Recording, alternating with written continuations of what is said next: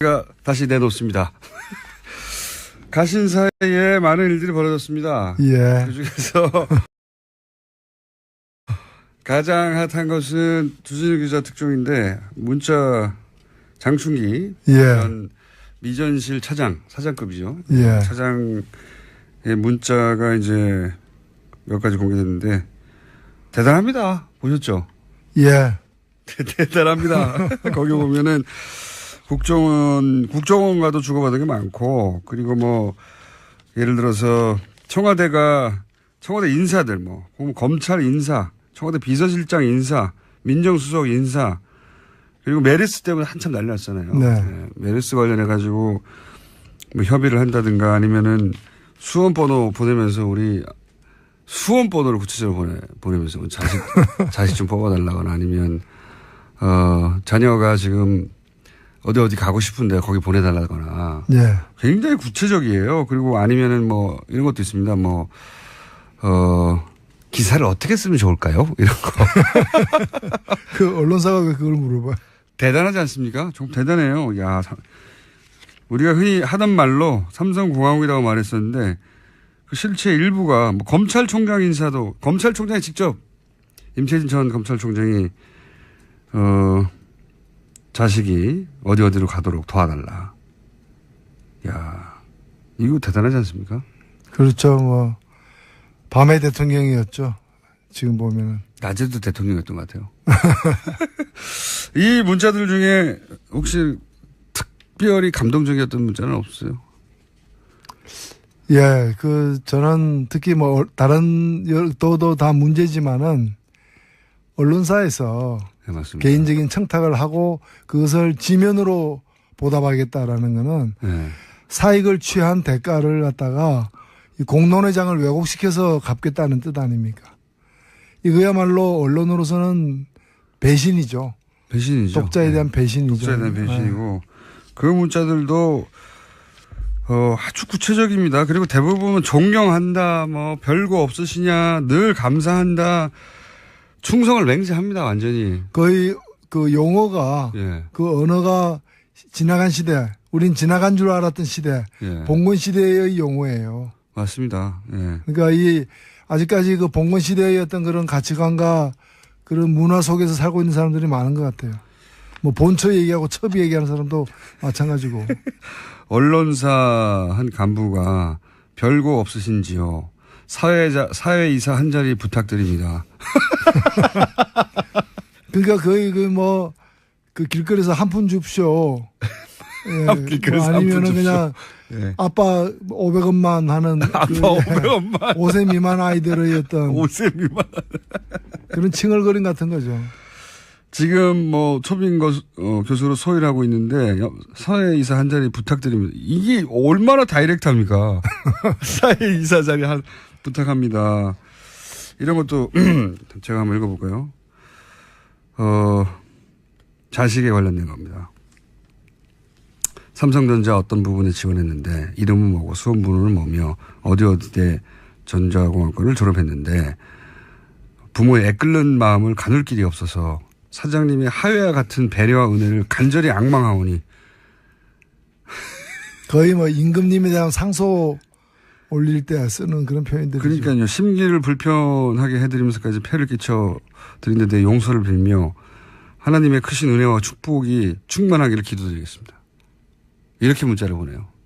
만약에 들어줬다면 아마 그 다음 그 답변 문자가 아마 성은이 만극하옵나이다 이렇게 됐을 겁니다. 이게 영화에 나오는 게 아니라 실제 이런 문자를 언론사 간부들이 보낸 겁니다. 예. 그 중에 일부가 드러난 것이고 이 문자들은 저 대단합니다. 읽다 보면 제가 몇 개만 읽었는데 정말 대단하거든요.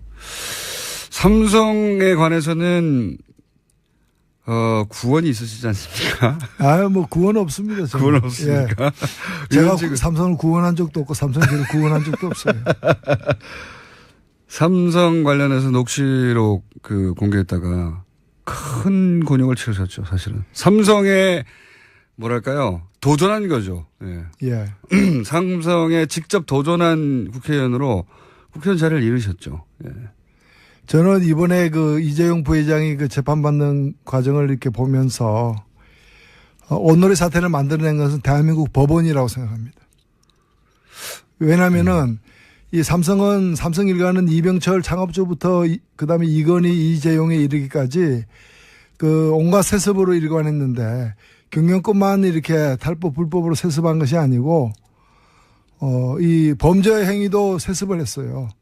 거의 불법 정치 자금을 모아서 준다거나 이번에도 사실은 그것이 뇌물 형태를 띄었지만 그 속성과 본질상 일종의 불법 정치 자금이나 다름없는 거 아니겠습니까? 예, 그런 것들이 왜 이렇게 세습되어 오는가. 한 번도 제대로 처벌받지 않았기 때문입니다. 맞습니다. 법정의 선적은 여러 번 있었지만 항상 구속된 적이 없어요. 예, 구속된 적이 없고 손방망이 처벌로 일관하다 보니까 이렇게 된 거예요. 역설적으로 표현하자면 이건희 회장이 구속되었었다라면 예. 그 아들은 구속되는 일이 없었을 거예요. 이렇게 하면 안 되는구나 알았겠죠. 알았기 때문에. 이병철 구속되었으면 이건희 구속되는 일이 없었던 것처럼 그러니까 오늘의 이재용이 이렇게 재판받고 뭐 12년씩 되는 구형을 받는 이 상황은 한 번도 법원이 제대로 엄격하게 처벌하지 못했던 것이고 그 충성하는 신하들. 예. 지금 이 문자 받은 사람들이 왜 문자 받았느냐. 그 사람들은 별 볼 일 없는 사람이에요. 미전실 차장이 뭡니까? 그러나 다른 데서 볼 때는 그 내용을 아는 사람들은 그룹 부회장이거든. 그 사람이야말로. 예, 그렇죠. 2인자란 말이죠. 예. 2인자, 3인자들이니까 이렇게 저런 그 목불일견에 눈으로 눈 뜨고 못 볼 그런 어떤 이 그 문자를 보낸 건데 이걸 갖다가 과거에 보면 이 사람들이 2인자, 3인자들이 과거에 세풍 사건 때 보면은 김인주 총무 담당 네. 이사 이 사람이 전부 다 내가 다 한 일이다 뒤집었었죠. 다 뒤집었었죠. 다 뒤집었었죠. 예. 예. 그다음에 삼성 비자금 때 예. 이학수 삼성 부회장이 예, 다 내가 있다. 구속원장이. 아니 그 네 돈 아니지 않냐. 그래 예. 맞다. 이건희 회장 개인 돈인데 개인 돈을 내가 끄집어내 100억 이상 끄집어내 가지고 불법 정치 자금을 썼다. 이게 말이 됩니까? 말도 안 되죠. 사실 그렇게 따지면 예전 거슬러 올라와서 소위 이제 승계 작업의 첫 번째였던 에버랜드 사장들은 처벌을 받았거든요. 당시 똑같은 논리였어요. 에버랜드가 했던 게 결국은 그 회사를 아들로부터 자식에게 물려주는 건데 그걸 아버지 몰래 했다는 거 아닙니까 그때. 그러니까 이건희 회장의 재산을 이건희 회장도 몰래 아들한테 줬다는 거였거든요. 그러니까 그때 보면 계열사 사장들도 처벌받는데 예. 여기는 그냥 이학수만 처벌받는. 그러니까 지금 이게 희한한 일종의 순장인데 순장이라는 게 다 주인이 죽으면은 다 묻어버리잖아요. 예. 살아있는 신하까지. 근데 살아있는 신하만 묻고 주인은 빼버리는 거야. 순장이죠. 야, 주인 빼고 순종. 주인 빠진 순장. 이번에도 마찬가지죠. 이번에도. 예, 그래서 저는 법원이 이번에 판결 잘해야 됩니다. 왜냐하면 이게 한 사람에 대한 판결이 아니라 이번에 또 이렇게 빠져나가는 손방망이식 판결 그리고 우려됩니다. 내가 다 했다라고 이렇게 나타나는 이 사람들의 그 거짓 진술을 갖다가 받아들이면은 삼성의 이 비운과 비극을 연장시키는 거고 국가적 재앙을 연장시키는 거예요. 삼성에서는 그렇게 생각하겠죠. 일단 넘어가고 다음은 또 다음에 막으면 된다. 그렇게 생각하겠죠. 그래서 삼성 불패의 신화를 깨는 것. 예. 저는 적폐 청산 중에 가장 핵심은 이거라고 생각해요. 잠깐 다른 얘기 하기 전에요. 목소리가 지금 예사롭지 않은데 혹시 휴가 가서 나이트 라이프를 세게 즐기신 거 아닙니까? 노래방을 너무 많이 가신다든가. 네, 목소리. 노래방. 제가 휴가를 예. 사실 어디 가려고 뭐 비행기, 호텔, 렌트카까지 다 예약을 했는데 예. 제 아내와 오래간만에 한번 가려고. 제가 아내와 휴가 간 게 작년이 처음이거든요.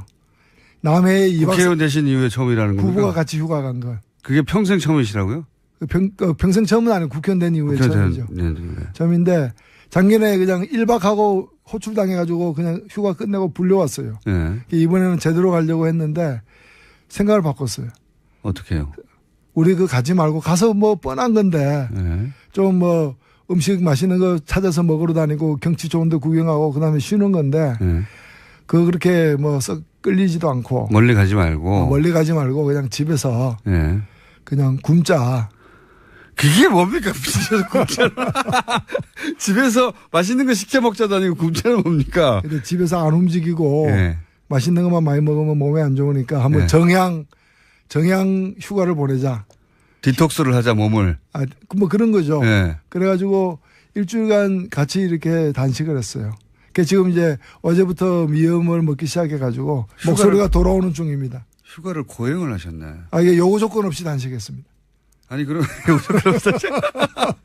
아니 그러면 부인이 그 동의하던가요? 흔쾌히 동의를 해서 제천은 이상한 부부예요. 그래서 일주일이 시간이 났는데 물과 소금을 먹고 그러니까 결과적으로 보면 생활비가 굉장히 절약됐더라고요. 일주일간 물과 소금만 먹고 단식을 하셨다고요? 예.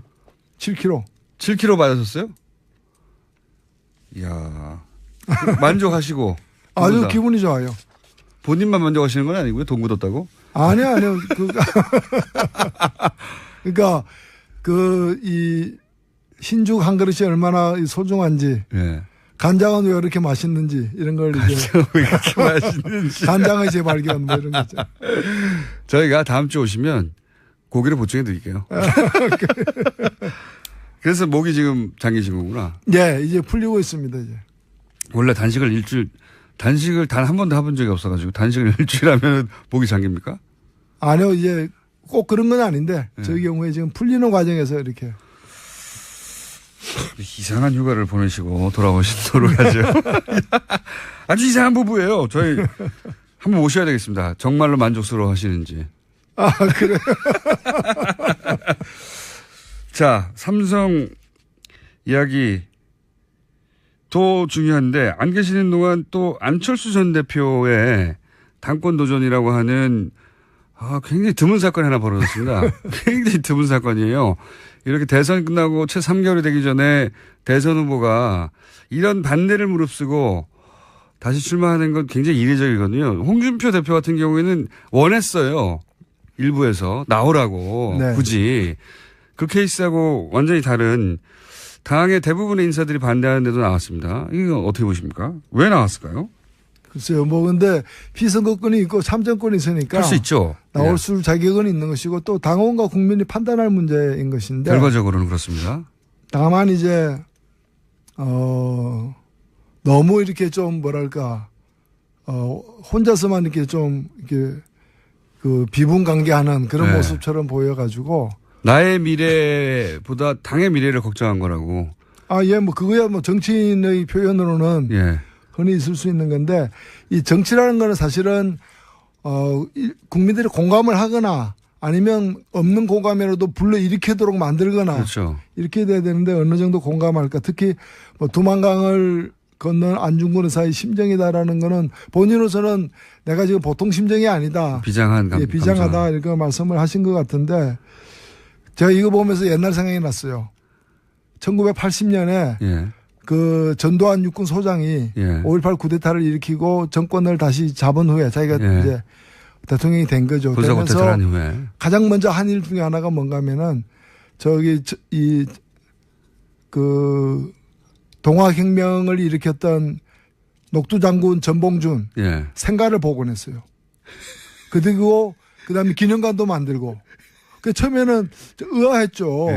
그리고 전봉준 장군 후손들을 생각하더라도 이게 무슨 관계 있습니까? 관계가 멀면 멀었지. 근데 나중에 얘기를 들어보니까 이 전봉준 장군이잖아요. 자기는 전두환 장군이잖아요. 전시 가진 어떤 장군이라는 데서 이제 영어로 하면 제너럴 존. 공통점. 그 하나의 공통점 때문에. 이번에도 보면은 똑같은 예는 아닐 수 있겠습니다만은. 같은 안씨로서. 그렇죠. 안 의사잖아요, 둘 다. 물론 이제. 근데 이제 그런 데서 친근감을 느꼈는지는 모르겠는데 이게 국민들의 그냥 공감을 예를 들면 생가보고 다른 사람도 아니고 어찌해서 어떤 사람들은 생가보고 날 자격이 있느냐라고 되묻기도 사실 했었거든요. 그래서 이게 좀 공감을 일으키는 데는 어려운데 왜 이런 무리가 자꾸 따르느냐. 제가 볼 때는 이제 새 정치라는 게 점점 국민들에게 이렇게 공감을 얻지 못하면서 생겨나는 어떤 무리수들이 아닌가 그렇게 보여요.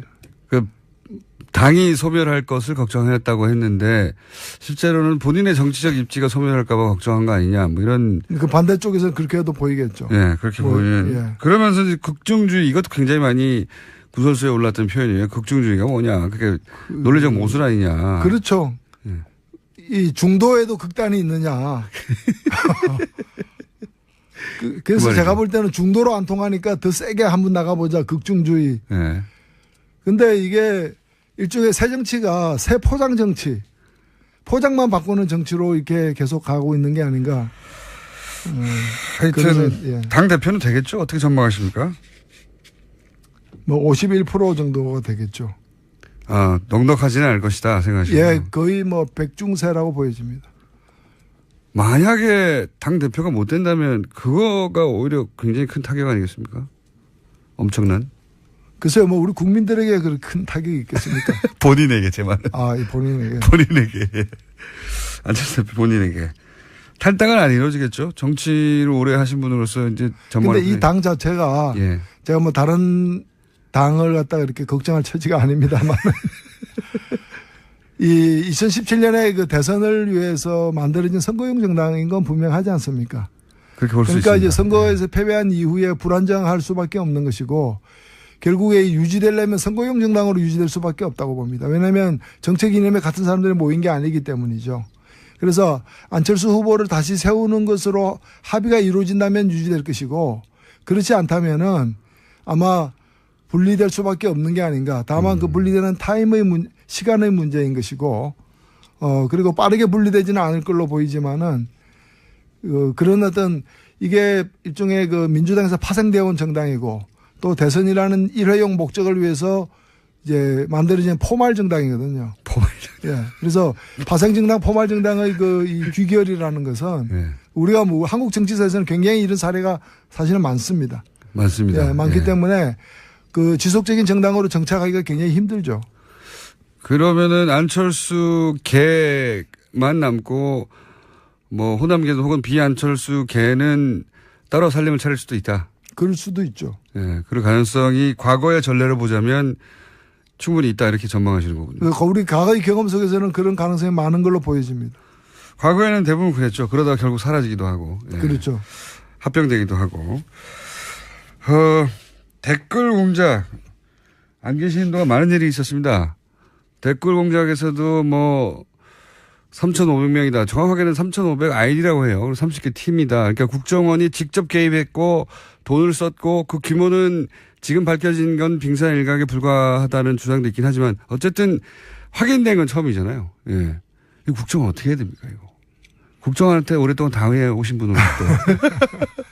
예, 이번에야말로 이 국내 정치에 일체 개입할 수 없는 그런 이제 조직적 이제 환골탈태를 만들어내야 된다고 보고 저는 지금 국정원 이 개혁 발전위원회가 일단은 1차로 적폐청산을 우선하고 동시에 국정원이 다시는 이런 일이 다시는 할 수 없도록 재발 방지를 시스템화하는 작업까지는 해내야 된다고 봅니다.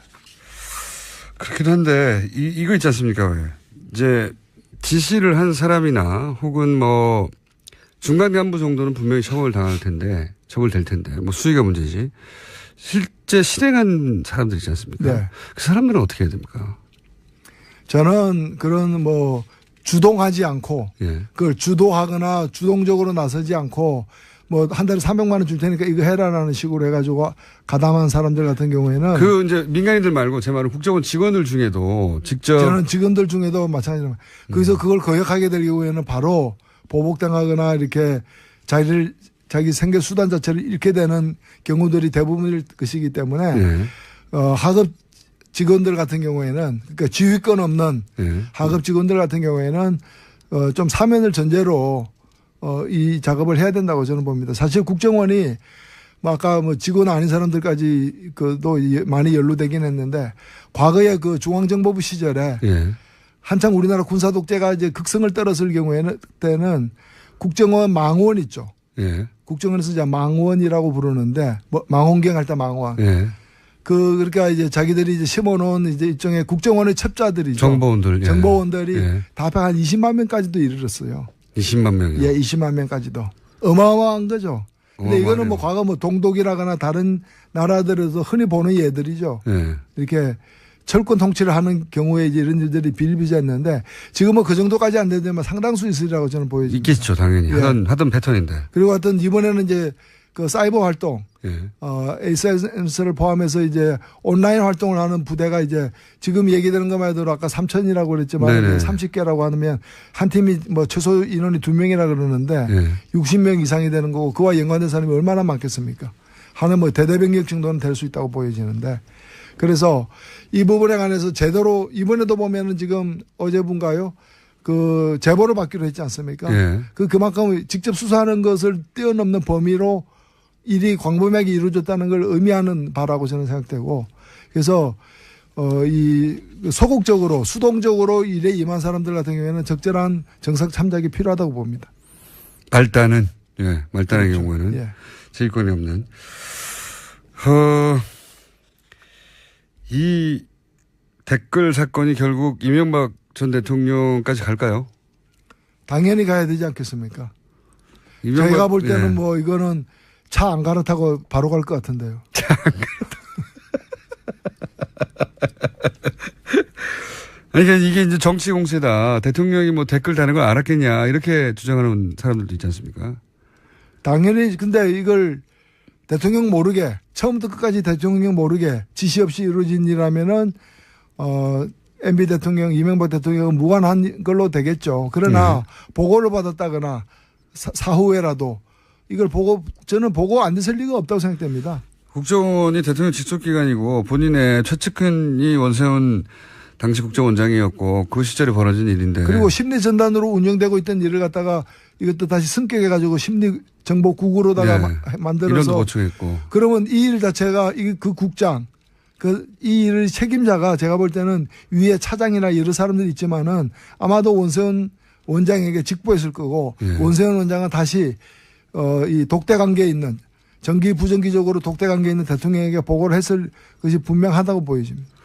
그게 이제 통상적인 추정이죠. 대통령의 직속기관이 인 국정원이 국정원장이 대통령한테 보고하지 않고 이렇게 큰 일을 벌였겠는가 또는 국정원이 국정원장에게 보고하지 않고 이 큰 일을 벌였겠는가. 아니 원세훈 원장이 무슨 성인도 아니고 왼손에 하는 일을 오른손 모르게 할 리도 없는 것이고 오히려 자랑하고 싶었겠죠. 왼손이 하는 일을 오른손에 모르게 했을 리가 없다. 이건 어떻습니까? 홍준표 대표가 요즘 뭐 여론 재판이라고 여론몰이로 그 국군 대장을 몰아내고 또 이재용 삼성 부회장에 대해서도 여론 재판이라고 여론을 몰아서 이렇게 국정을 운영해 간다. 혹은 뭐 반대 진영을 쳐내고 있다.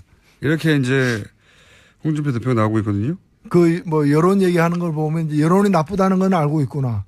그거는 분명히 시인하고 있거나 이렇게 생각이 들고요. 그 다음에 저는 박찬주 그 육군 대장 같은 경우. 그러면 박찬주 부부가 한 일을 홍준표 대표는 잘했다고 생각하는 것인지 예스냐 노냐 이걸 분명히 밝혀야 됩니다. 그 다음에 또 하나 정말 말씀드리고 싶은 건 뭔가 하면은 지금 국정원 같은 경우에 그 적폐청산 TF를 두고 과거를 갖다가 스스로 이렇게 성찰하는 과정에서 파헤치지 않습니까? 저는 자유한국당 혁신위원회가 진정으로 혁신을 하려면 혁신위원회 산하에 자유한국당 적폐청산위원 그 TF를 만들어 가지고 이런 이제 국정원 댓글 사건이라거나 여러 가지 국정농단 사건 뭐 이런 사건 과정에서 새누리당 과거에 새누리당이 어떤 일을 했는지 이래가 또 조사를 해야 된다고. 스스로 조사해야 된다. 스스로 조사해서 밝혀야지 이걸 오히려 옹호하고 은폐하는 일에 나선다는 것 자체가 그거는 혁신을 하지 않는 거죠. 말로는 이제 혁신위원회, 혁신이 뭡니까? 피부를 벗기듯이 가죽을 벗기는 정도의 각오. 그러니까 소위 말하는 뼈를 깎는 각오로다가 임한다는데 지금 뼈를 깎고 있습니까? 살도 안 도려내고 있어요. 뭐 때도 안 밀고 있어요. 제가 볼 때는. 때도 안 밀고 있어.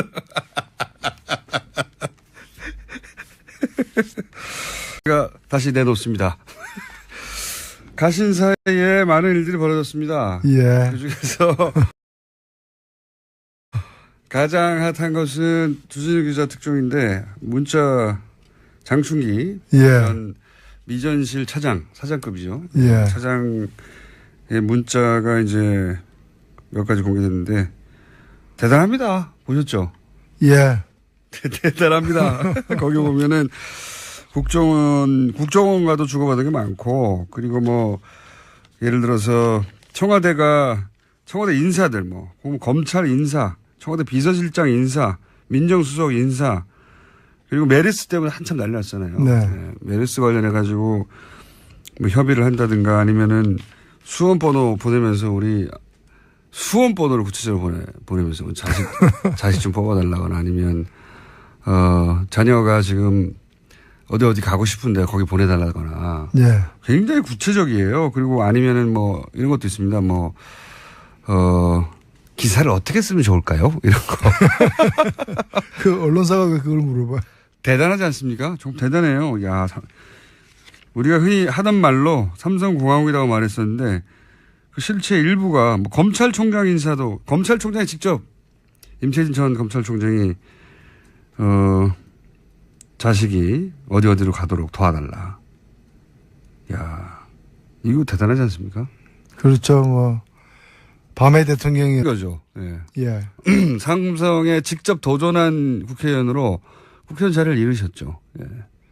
저는 이번에 그 이재용 부회장이 그 재판받는 과정을 이렇게 보면서 오늘의 사태를 만들어낸 것은 대한민국 법원이라고 생각합니다. 왜냐면은 이 삼성 일가는 이병철 창업주부터 그다음에 이건희 이재용에 이르기까지 그 온갖 세습으로 일관했는데 경영권만 이렇게 탈법 불법으로 세습한 것이 아니고 이 범죄 행위도 세습을 했어요. 거의 불법 정치 자금을 모아서 준다거나 이번에도 사실은 그것이 뇌물 형태를 띄었지만 그 속성과 본질상 일종의 불법 정치 자금이나 다름없는 거 네. 아니겠습니까? 예, 그런 것들이 왜 이렇게 세습되어 오는가? 한 번도 제대로 처벌받지 않았기 때문입니다. 맞습니다. 법정의 선적은 여러 번 있었지만 한 번도 항상 구속된 적이 없어요. 예, 구속된 적이 없고 손방망이 처벌로 일관하다 보니까 이렇게 된 거예요. 역설적으로 표현하자면 이건희 회장이 구속되었었다라면 예. 그 아들은 구속되는 일이 없었을 거예요. 이렇게 하면 안 되는 걸 알았겠죠. 알았기 때문에 이병철 구속되었으면 이건희 구속되는 일이 없었던 것처럼 그러니까 오늘의 이재용이 이렇게 재판받고 뭐 12년씩 되는 구형을 받는 이 상황은 한 번도 법원이 제대로 엄격하게 처벌하지 못했던 것이고 그 충성하는 신하들 예. 지금 이 문자 받은 사람들이 왜 문자 받았느냐 그 사람들은 별 볼 일 없는 사람이 미전실 차장이 뭡니까? 그러나 다른 데서 볼 때는 그 내용을 아는 사람들은 그룹 부회장이거든. 그 사람이야말로. 예, 그렇죠. 2인자란 말이죠. 예. 2인자, 3인자들이니까 그렇게 저런 그 목불일견에 눈으로 눈 뜨고 못 볼 그런 어떤 이 그 문자를 보낸 건데 이걸 갖다가 과거에 보면 이 사람들이 2인자, 3인자들이 과거에 세풍 사건 때 보면은 김인주 총무 담당 네. 이사 이 사람이 전부 다 내가 한 일이다 뒤집었어. 다 뒤집었었죠. 다 뒤집었었죠. 예. 예. 그다음에 삼성 비자금 때 예. 이학수 삼성 부회장이 예, 다 내가 있다. 구속원장이. 아니 그 네 돈 아니지 않냐? 그래 예. 맞다. 이건희 회장 개인 돈인데 개인 돈을 내가 끄집어내 100억 이상 끄집어내 가지고 불법 정치 자금을 썼다. 이게 말이 됩니까? 말도 안 되죠. 사실 그렇게 따지면 예전 거슬러 올라와서 소위 이제 승계 작업의 첫 번째였던 에버랜드 사장들은 처벌을 받았거든요. 당시 똑같은 논리였어요. 에버랜드가 했던 게 결국은 그 회사를 아들로부터 자식에게 물려주는 건데 그걸 아버지 몰래 했다는 거 아닙니까 그때. 그러니까 이건희 회장의 재산을 이건희 회장도 몰래 아들한테 줬다는 거였거든요. 그러니까 그때 보면 계열사 사장들도 처벌받는데 예. 여기는 그냥 이학수만 처벌받는. 그러니까 지금 이게 희한한 일종의 순장인데 순장이라는 게 다 주인이 죽으면은 다 묻어버리잖아요. 예. 살아있는 신하까지. 근데 살아있는 신하만 묻고 주인을 빼버리는 거야. 순장이죠. 야, 주인 빠진 빼고 순종. 주인 빠진 순장.